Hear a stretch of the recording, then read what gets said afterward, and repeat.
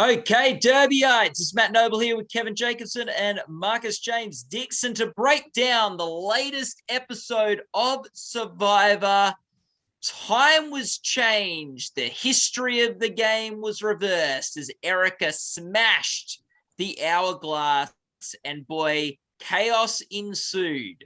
The half of the tribe that was safe became unsafe, and we saw advantages misplayed. We saw our first ever shot in the dark, and we also saw our first member of the original Luvu tribe get sent home in Sydney. Kevin, what's the headline for you coming out of this crazy, wild, jam-packed episode of Survivor?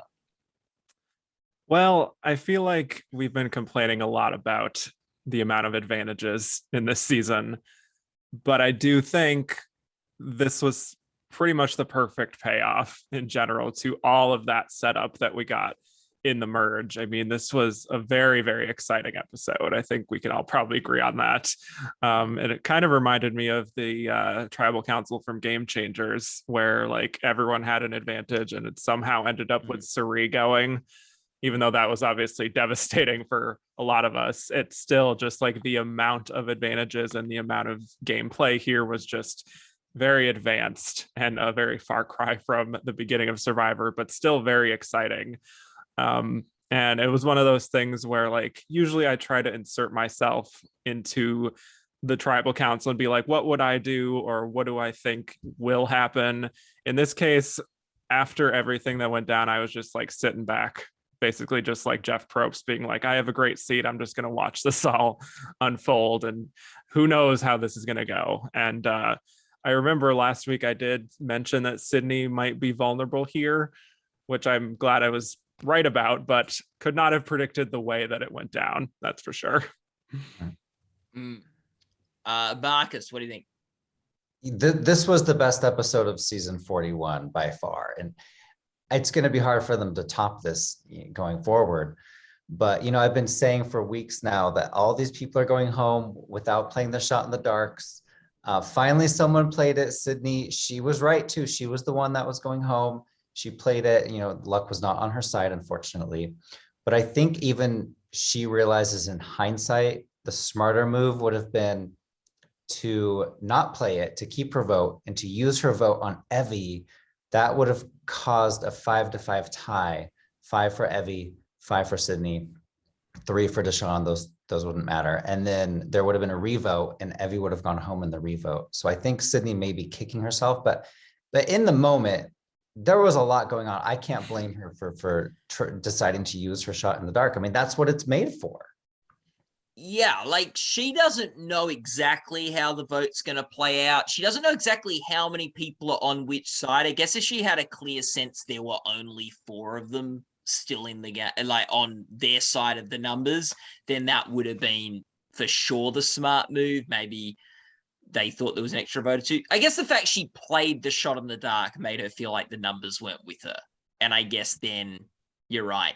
Evie would have been the right vote for her. I'd say the question I've got, though, I agree with you, Marcus. If there's a tie between Evie and Sydney, they vote Evie out of the game at that point. At that point, they assume she has the idol. They think that they know Xander doesn't have it. So I would imagine the conversation was, has he given it to Evie or not? So they think she's got the idol, even though that's a wrong assumption.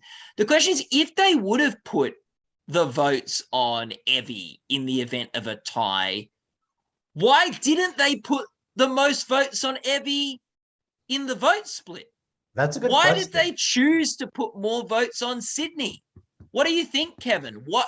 Surely Evie was the better shot for this group to take.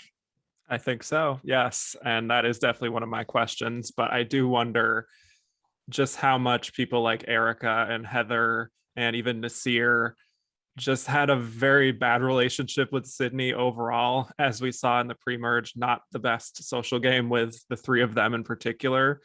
And they ended up being the ones who, I guess, I don't know if I could say flipped it to Sydney, but they were the ones who decided her to go. So, you know, if you look outside of the core four of Liana, Shan, Danny, and Deshawn, maybe they would have wanted Erica, but somehow, you know, the other three who are more on the outside sort of swung it the other way, I think. So, you know, it's possible, you know, I'm looking at the votes right now and who voted for what. Remember when they were all in the huddle and they're talking about splitting the votes? It looks as though they said, okay, the guys, you vote for Evie, the girls, you vote for Sydney. Because Erica, Heather, Liana, Shan, they all voted for Sydney. Danny, Deshawn with 2 votes, and Ricard voted for Evie. So could it have been as simple as that? The guys vote one way, the girls vote the other way, and that's why Sydney ended up with 1 extra vote? Well, Nasir also voted for Sydney. Oh, I didn't see him. There you go. And even if it was something a bit like that, like the girls and Nasir vote this way, the rest vote that way, they could have flipped which group we're voting for. So I tend to think it was probably a bit of confusion in terms of so much went on and so much they weren't expecting to happen. Like they were expecting Liana to take Xander's idol. As soon as that doesn't get taken, it completely throws. And I just wonder if split votes and an unknown idol and like all the live tribal and Tiffany being told that and those people over there with that, like if it just got a bit confusing and they didn't quite orchestrate the split as well as they could have, and they sort of like, I'll be honest, if I was them, I would not have been keen to do a split vote in that circumstance.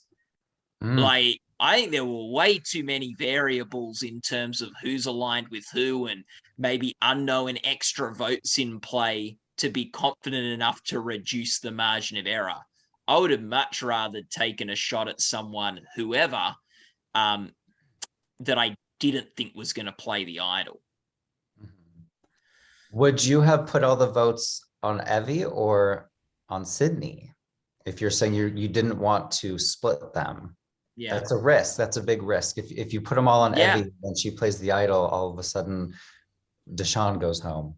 Yeah, which I guess is the biggest risk for Deshawn. So like, if you're not Deshawn, I would have been less worried. But I think probably Sydney. I don't think Evie. I think Evie's more likely to play it on herself or sit on it. I don't think Evie's giving it up for Sydney, who she's only, known for like 3 days in the game.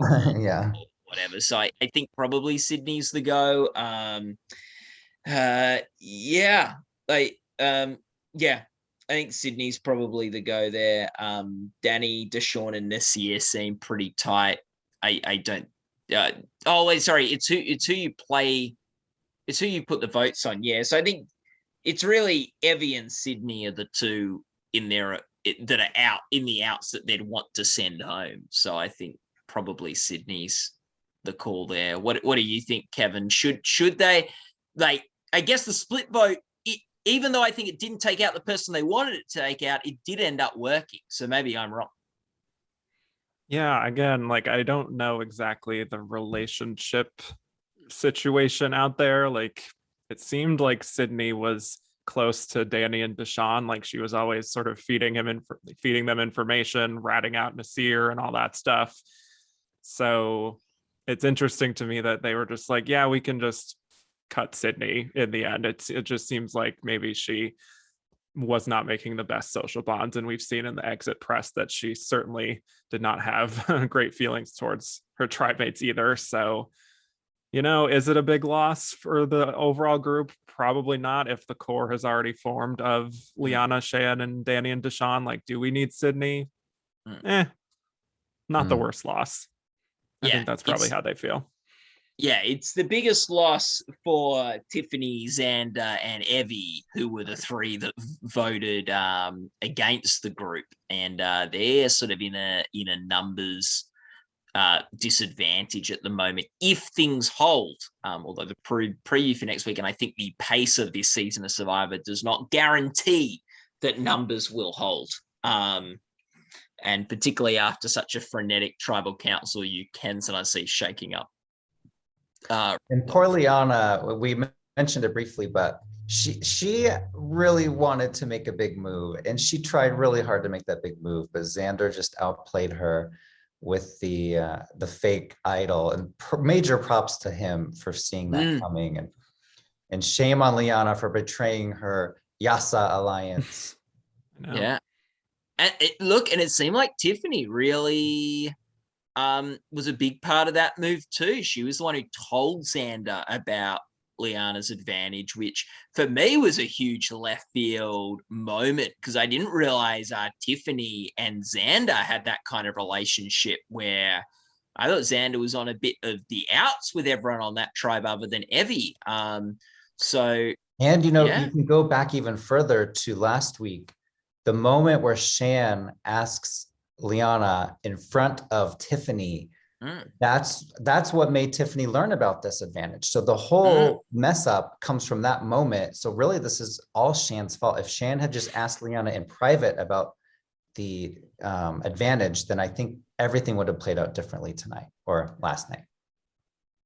Yeah, it does seem like Shan's getting a little bit overconfident, a little bit sloppy. I still think she's playing a good game, and I think it was really telling that, like, even when things blew up at Tribal, that it seemed like quite a lot of people were going to Shan to figure out what to do. It seemed like a lot of people were putting their trust in Shan still. So she's, I think, relationally still very well placed, and she doesn't seem like she's anyone's target at the moment or anyone's taking any shots at her. So I don't think she's blowing up her game. But I think last week and this week, even with her confidence that Xander wouldn't give Evie the idol and things, we've seen a little bit of maybe complacency from Shan in the game. So it'll be interesting to see if that continues and grows and she just gets some serious blinders on, or whether she sort of, after tonight blowing up, maybe adjusts and corrects a little bit. What do you think, Kevin? Yeah, well, for me, I'm just, looking at the Liana and Shan situation too, is she really seems to look up to Shan in many ways, and maybe does have some blinders in that respect of how she really did kind of inadvertently cause all of this chaos with that one decision to say that in front of Tiffany. And just thinking again about Liana and that whole situation, I think she's very young and she's very inexperienced, and this is kind of a tangent, but I really enjoyed the moment where Liana mentioned like people like Parvati and Sandra and wanting to be more confident and playing like them, and then what happened here was just such an amateur move, and really is one of these things where you watch it from your couch and you want to emulate these players. Then when you get out there, it's kind of a different story, and you underestimate Xander, who's just, you think is like the surfer bro kind of guy, dumb and everything. And turns out he's the one who is kind of making the legendary move that Liana wanted to make. So I just thought that was some nice irony there. But anyway, go ahead. No, you can go. I was gonna say he really played up his surfer bro mentality during that moment where he holds it up, and he was just playing her like a fiddle. Oh, it was such a fun moment. Oh yeah, maybe the best moment of the season when he says, "You can have, well, I don't have an item. You can have this fake one," and then they again do the flashbacks and all that sort of thing. Look, look. Liana obviously, and I'm not sure if it's the right move or not for her in the game, decided that those guys, she wanted, her old tribe was not the people that she saw her best interest to align with moving forward. She wanted to go with the Danny, Deshawn, Shan group. And that's fair. That's fine. You sort of reassess numbers in your place. You think you've got a better thing going with those guys. Okay, I get that. She was then a bit reticent when the target became Evie, who was her like closest alliance. And I guess you sort of can justify that a bit. Well, we're limited with who we can vote for anyway. These guys, like, I think someone said to her, look, someone's going to have to get blood on their hands first. Like, it'll be you this week, maybe us another week. So I sort of understand that to a degree. But I would have been very concerned, like, that, like, they can only vote for 5 people. And the 4 original Luvu, none of them are getting targeted. Like, that are Danny and Deshaun keeping Nasir and Sydney in their back pocket if they want to go Luvu strong. Like, surely that's the first people who have to get blood on their hands. And so, but anyway, you lose the argument. The vote's on Evie. I think then to also sort of take out Xander's idol, I don't know why Liana isn't just going for Nasir's, which seems like a much cleaner steal. I was thinking the exact same thing, and I think maybe she didn't do it because she knew for a fact in her mind that Xander had it. He just showed it to me, so I'm going to take that one. It never occurred to her it was fake. But yeah, I thought the same thing. Maybe she should have gone for Nasir's instead. Yeah, and Nasir wouldn't have seen it coming at all. No. Like, so I think, yeah, what do you think, Kevin? I think she got antsy, and again, she wants to make these big moves, and she saw one right in front of her. And unfortunately, I mean, honestly, looking at how Xander sort of played all of that, I feel like he was a little obvious with like really just overextending, like, oh, this is my idol. Here it is, everybody. Like, and she are you still going to believe that? Yeah. Like, I get that. Oh, it's kind of a convincing fake, but like, still, do you think he's that dumb? Yeah. And I also feel like, did Xander tell one of the guys on the other side that he knew about the advantage? Danny. Yeah, so that's, I think, also, like, if you're wanting to like not have like Liana think you've handed off the idol, you shouldn't let anyone know you're aware of that advantage, because that would be the reason to get. So I think as well as Xander played, and I think he had a good episode, he still was being a little bit sloppy, and I think there's still I think you said this a couple of weeks ago, Marcus, just this oversharing, just people saying a bit too much about their advantages and things like that is potentially blowing up their games. Way too much oversharing. The moment where Shan found JD's extra vote and coming out of his pants, and she yelled at him for not telling her, like that was a little too far for me. You're allowed to keep secrets on Survivor. I encourage you all to keep secrets on Survivor. You don't have to tell everybody everything all the time. Yes, well, an extra vote in JD's pants cost him the game, but a fake idol in Xander's pants saves. Well, I guess it actually saves Evie rather than Xander in the game.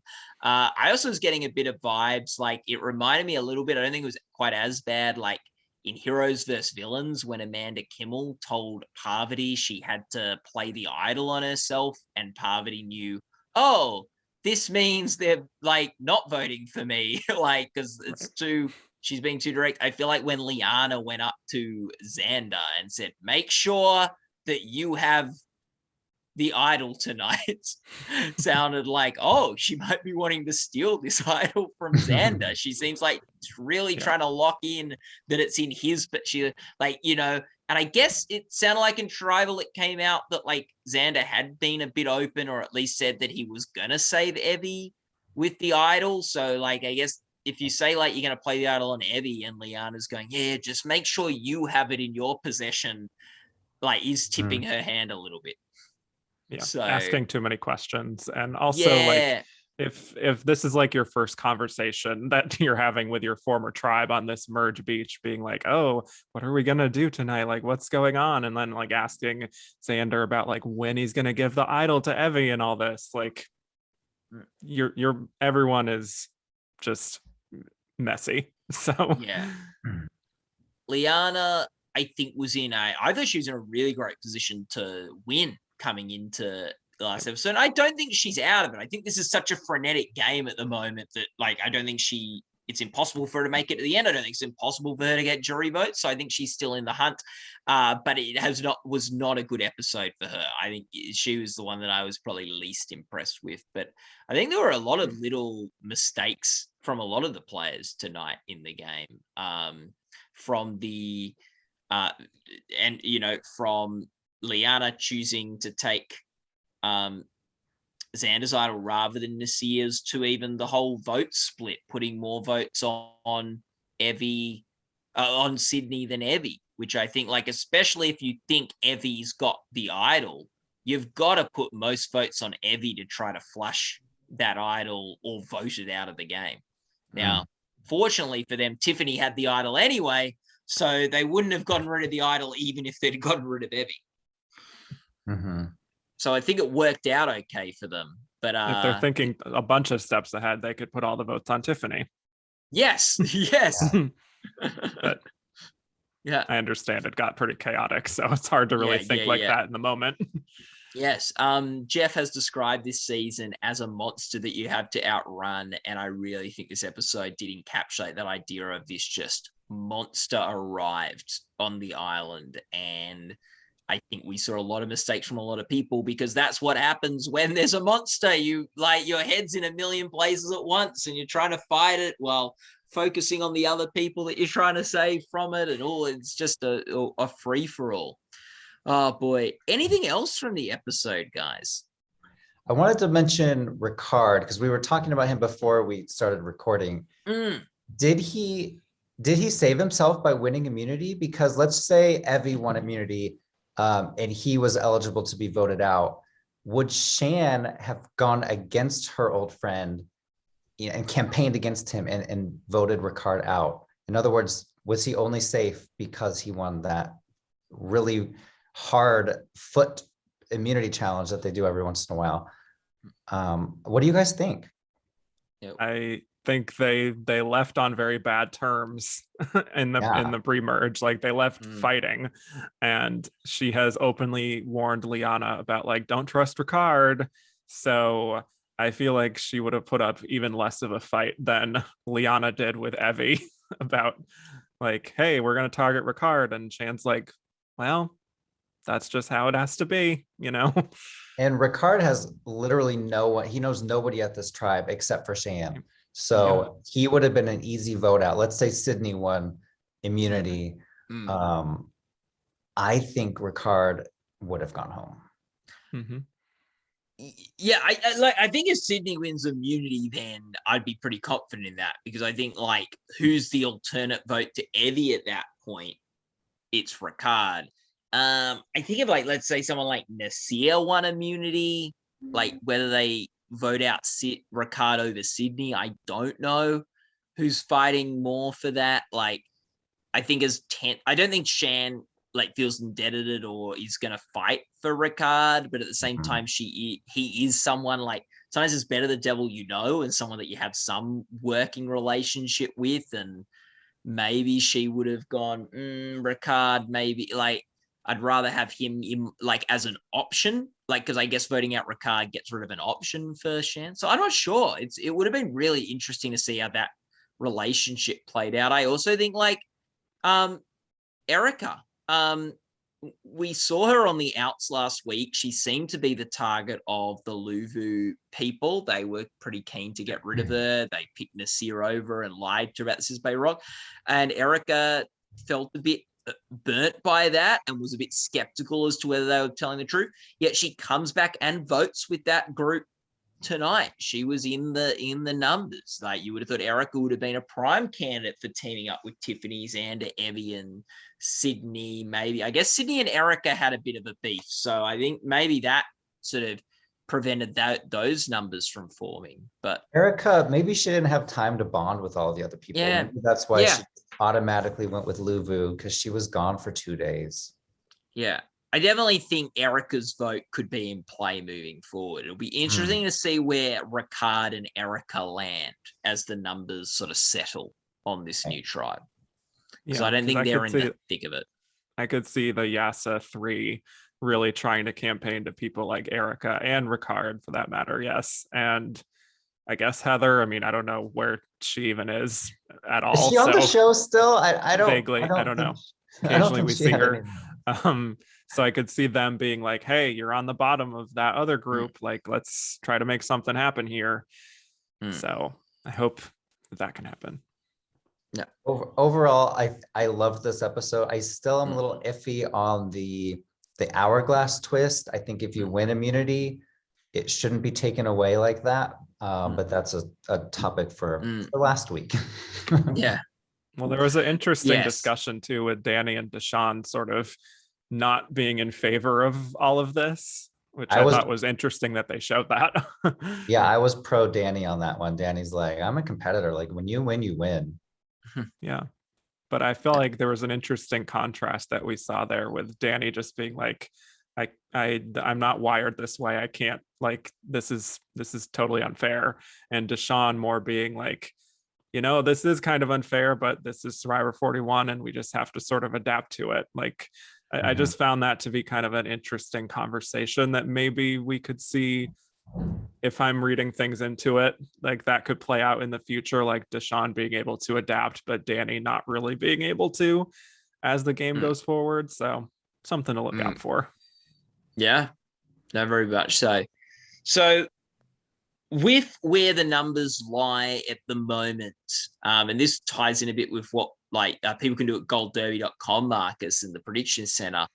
Who goes next? The promo for next week was pretty much just a whole bunch of names getting thrown in the mix. Like, it just seems like there's a lot of people where it could potentially land on. What do you think, Kevin? Who's next out? Yeah, I mean, very tough to say, but I imagine that the Yasa 3 are probably easy targets to start with. I don't know if it's going to evolve to something different like we saw this time, but you know, if they're still worried about Xander's idol, then I think Evie is probably going to be in danger again this time. What's interesting for me is that, like, we talked a little bit about Erica, like going into this merge situation, she was going to be the easy vote. Like everyone, even Luvu was like, we're willing to sacrifice Erica as the easy consensus first choice. But now, after everything that's happened, I sort of feel like she's probably going to be smooth sailing for a little while. So it's just interesting how this one twist probably really repositioned Erica to not be considered a threat anymore. I mean, like, you can't really focus on how big of a threat Erica was after that tribal council. So, you know. At Gold Derby, people are predicting who they think will go home next week. And it is exactly what Kevin just said. Tiffany and Evie are the number 1 and number 2. Wow. Even if Xander uses his idol to save himself or one of these people, Tiffany and Evie, there are still, 9 other tribe mates who can split the vote and make sure that at least one of them goes home. So that's the danger of having so few numbers at the merge. Yes. Well, I've got a list of all the contestants here. So, Marcus, we've got the 3 bottom guys, Tiffany, Evie, and Xander. They're those sort of 3.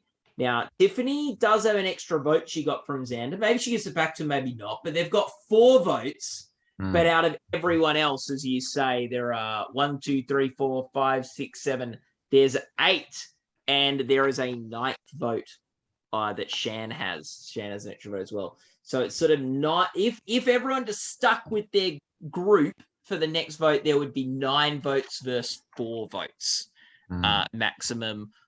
To split a successful split, you only need 8, because if you tie on a split, you can just re-vote and then throw all the votes on one of them then, because at that point, no idols have been played.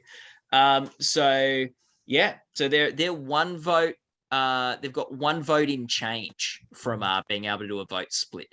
The problem is if someone flips. So if a Erica joins up with those other 3, maybe now that Sydney's out of the mix, there is then 5 votes on that side of the aisle to 8. And at that point, you couldn't do a split. So if they can get one more person over, they can avoid the other side being able to split the votes. Wow. I hope it happens. So that would be good. I think it's possible. I think we've Yeah, talked about me some too. people who might be on the outs. Ricard, Erica. I think Nasir is unlikely to flip. I feel like Nasir is going to be with the rest. I feel like Nasir is with Danny, Deshawn, Shan, and Liana, at least in the short term. And Heather just got no read on at all, like where she fits in. I don't know if anyone does. So I don't know what she did to make the editors mad at her, but I feel like it's purposeful at this point. Like, she never gets confessionals, she never gets moments unless she does poorly at a challenge. That's the only time they show her. Like, I would be a little irritated if I was Heather watching this, having your whole family around watching you on the big show and you're not even on it. Yeah, these big watch parties and being like, oh, I think I saw you there. Yeah. I just think who the I think you're right that I think Tiffany, Evie, and Xander are in real trouble, but I do think if they can get it going, it seemed like sort of a Danny or a Deshawn could be who they would target if they target someone similar to who they targeted this week. Boy, if I was out there, I'd be wanting to win immunity next week. I think next week would be a good week to win the immunity challenge because I think could be a lot of people in the crosshairs of the next vote. Who's our winner pick? It's not changing a lot week to week. It's still Shan, Deshawn, and Evie. Those are the top 3. My personal one is Ricard, but those 3 were the Gold Derby combined odds that I just mentioned. I think this was a good episode for Ricard in terms of, I think, not making himself into any kind of threat and sort of being in the numbers. It's hard to see Ricard being the number 1 target of anyone next episode. So that's maybe a good sign for him. Kevin, are you still picking Shan as your winner's pick? Not necessarily. I feel like I'm a little bit waiting on Cheyenne a little bit. I'm starting to have a better feeling about someone like Deshawn, and not so much Liana anymore. I know I've talked about her in the past, but not feeling great about her at the moment. I guess there's a lot of merge left, but Deshawn, I think, is someone who, again, going back to it, is, I think, someone who's able to adapt and will do what it takes and is a student of the game. And I think he's well positioned enough that he can make it far, probably even farther than Danny between the 2 of them. So I'm looking at my options with Deshawn here. I agree with you that Shan, because Shan's been my winner's pick since the beginning of the season, that I'm a bit more wary of her, and her game looks like it's starting to wobble a bit, starting to waver a bit, its strength. And I'm worried about sort of hubris getting the better of her. But I haven't become, in the past week, super more confident about anyone's game. Maybe I think Tiffany played really well this episode. I think Tiffany's sort of now a bit of a contender, but she definitely wouldn't be my winner's pick at this point, with where she's positioned. So I think because no one else, I think Shan is still the one that is best connected to other people out there. I think more people trust her, and I don't think anything that happened this last episode has blown up her game either. It seems like, if anything, the more attention's going to be on Tiffany and Xander and Liana. She sort of shifted a bit. I think she was very influential, Shan, in how the vote panned out, but still wasn't the one that made the big move or anything there. So I still think Shan is my winner's pick, but I am a bit more. I think she's got there's some cracks in her armor that can be she's got some weaknesses there that if the right players attack, she could be out of the game. I am liking Deshawn more and more, but I will say I didn't like at Tribal Council when he kind of threw Evie under the bus for that moment they had in the 2nd episode or the 3rd episode. where they really bonded on that trip, and he just spilled all of her guts to Jeff and everyone. I thought that was a little step over the line. He didn't need to do that. Yeah. No, I agree. Boy, it's a wild season. I'm loving it. So great to have Survivor back, guys, isn't it? Mm-hmm. Yeah. Anyway, I also love with the twist that Jeff, like, so all this wild stuff's going at tribal council, like all these, advantages and like live tribal, and Jeff then just turns to Erica and he goes, "You did this, Erica. Like, you're responsible for this," which I'm sort of like, it's true. While at the same time, like, I would probably, like, if I was Erica, have gone, well, like, really, Jeff, you bear some of the blood on your hands for this as well, Jeff, by sort of offering me the opportunity. Like, Jeff, surely most people would take immunity over not immunity.